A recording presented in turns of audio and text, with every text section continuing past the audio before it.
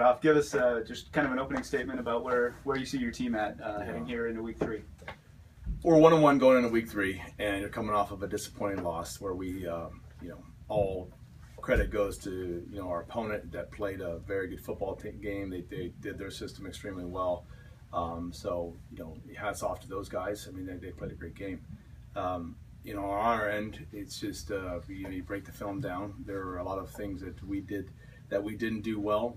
Things of individual technique, execution that had been there before that wasn't quite there, and it wasn't even close to being there this last week. So looking on that, it's always number one. It starts with me, the leadership. So I'll make sure we'll get this thing corrected. But in there we'll take responsibility of our 11-to-1 ratio, and that we'll make sure everybody understands that, hey, you got to do your job and do it well. And that at that point, you look at the statistical things. We lack turnovers, and we gave up one that in a you don't want to give up any at all, but you gave up one. And then third down conversions, they're extremely efficient, and we weren't at all. And so we weren't able to keep drives, and defensively you got to get them off third down. We had some untimely penalties. I mean, we pride ourselves on being a penalty-free team. Make sure, hey, we're really smart with that. And this is one game where I think let emotion get the best of us, whether it's the the amazing crowd, the great home environment. I mean, I couldn't hats off to our zoo. They were great, and we want them to keep coming out. And so with as many new players as we have to the program, we try to prep them and let them know, hey, this is going to be a pretty big experience at the loud stadium. And I think maybe our guys got distracted by that. I don't know, but we'll meet with them and we'll work on that and get it going. Either way, our opponent played an outstanding game. We did not play a great game at all, and so that's we'll get that corrected, and we'll get it corrected in a timely manner. So, to that, open up any questions. Sure. Was there was it part of you talked before how you have experienced players back. You're somewhat of a young team, right? Defensively, and is it just kind of adjusting, to that and obviously they're a very good offensive team. Yeah, I think your question brings it all together. Yeah. They're very good and they know what they want to do. They've been this, they are now veterans in their system. I think they play very fast with their system, and they're going to run their system. So with our guys, while we have the athleticism to pace and keep up, there was the newness. I think really bit us in the butt, and where you've got to play your technique. You got to, particularly against an offense like our opponents, is that it's no different than an option offense. And that it's real discipline. You got to make sure your gap sound, and we weren't at all. We were far from gap sound. We were, we'll get that corrected. And so you got to understand is that to play and be successful on the high level, it's not necessarily this great pie in the sky formula. It is just do your job, get off the ball, D-line, to go do well, things are there. And then obviously, making sure the third down's big. We were low on our conversions, they were high on their conversions. That's why you look at the big discrepancy in time of possession. Where they had over, I think, almost 10 minutes more than we did. So those are things we can correct. Those are things we will correct, and we'll continue to develop this young defensive group and help them understand exactly how we do things here. Now, on the offensive side, especially in the second half, it looked like you moved the ball pretty well. Yeah. Chad, by the numbers, had a really good game. Right. Right. Kirk Scobie, just talk about those two and what they were able to the first 2 weeks. No, I understand that Chad and Scooby do an amazing job, and they're working very hard to help the football team. There's a lot of other guys in that offense that help to make it successful, where we have the ability to score. I know that. So when I go to bed at night, I know we have an offense that can score. Now, still offensively, we're misfiring. The first half, the way it was that. We misfired. We couldn't continue drives, and we were giving the ball back to them far too often when it comes to first half possessions. Now, defensively, we created long drives, but still, you got to be able to get them off on third down. And comes back to some real untimely penalties with roughing the passer, pass interference. These things we will all work on to get better. But collectively, it's a team loss, just like any win is a team win. And all of it starts with me. So it's it's on me first, and I'll own it, and we'll get this thing right. And talk a little about this week's opponent.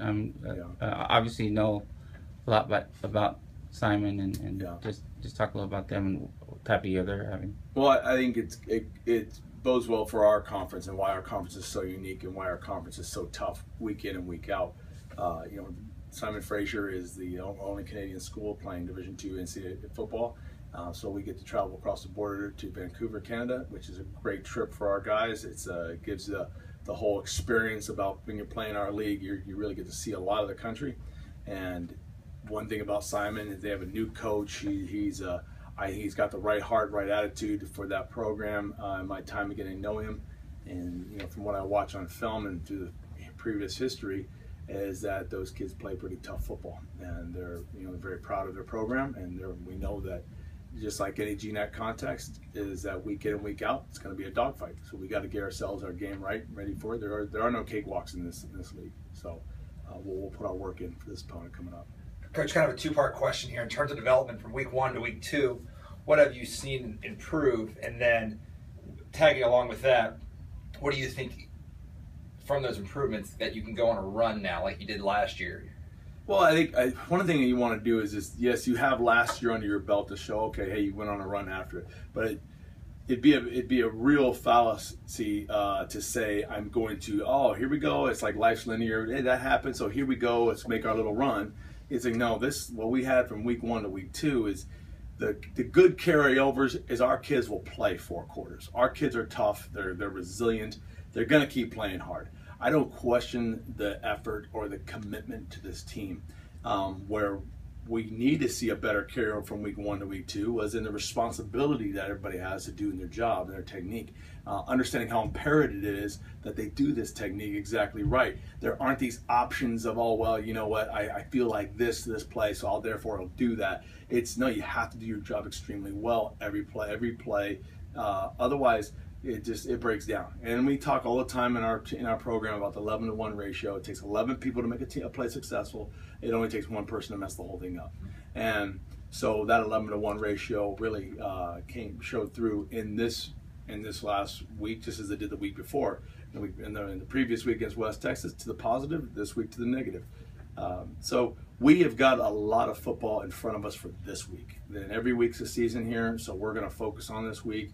We're going to make sure we get it, maximize our practices, maximize our film time, and really just help these young people understand how to move forward. Because I think for some can fall into the mental trap of, oh, well, it's like last year, and then we'll just go. No, last year is last year. This is 2015. That was 2014. Now, it's great that you have some positive reference from it all, knowing that, hey, what is possible. But the reality is, life is not linear, so you can't think history will play the game for you. You've got to go and just put every single moment, every single day, and every single week, say, hey, I'm going to create a victory this week. And that's what our plans are for it, and that's what we're going to do with the staff and the program. So as knowing what you know about this team, you've been through fall camp a couple weeks of the season. How do you think this team's going to respond when you see them at practices? Oh, gosh, I love my guys, man. I love this team. I love being around them. They're a bunch of amazing guys to be with. And that's the thing that I'm so proud of these guys. And so they'll respond well, and the coaches will respond well. There's no doubt we'll get going. We'll get after this deal. The way we practice, the brotherhood here, we've set ourselves up to understand is that who we are as a program transcends the winning and losing. That is a data point to us. And now we're going to be humble enough and have enough mental grit to say, hey, okay, let's reflect honestly about this. We're trying to train up champions for life here. So if you can take this moment and opportunity to really teach them life, that's the golden key. That's exciting stuff. That's going to help us win as a program. And it's going to help them win continually in life after football. So this is where we're going to go and say, hey, we're going to get after it this day. Our kids will respond. They'll own what they need to own. There's a humility in our team and a hunger in our team to say, you know what, let's take this brotherhood and let's move it forward all the more.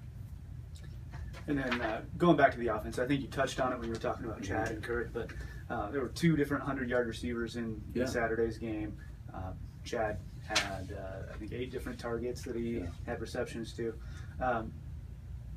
So you've got a variety of playmakers on offense. Where do you see the biggest strengths of your offense, and what areas can that group still improve? Well, as I anticipated, the passing game is really strong this year because of Chad's ability, because of our receivers and their veteran. That's a veteran group there, the receiving core. So with that, I really look at our offense is probably the most balanced it's been in quite a few years. The passing game is a real threat for us. If you load the box like you did last year, it's going to expose you. And so you have to play a balanced game defensively against us. And I think right now with Scooby being able to kind of come into his own of understanding the system, we and the whole running back core is starting to figure out what we have to do. I think you're looking at the offense will continue to get more and more prolific, because we can score points, and so that's something where it's real positive moving forward. And I know this is all 3 phases, the DNA's there. It's just training it up, and as you go through, every season, as I kind of review and look back, it's those key moments that you're always trying to find about, hey, well, your team had to really see themselves the man in the mirror. And I think this is one of those key moments, and we'll make sure we maximize it. Thank you very much. All right. All right.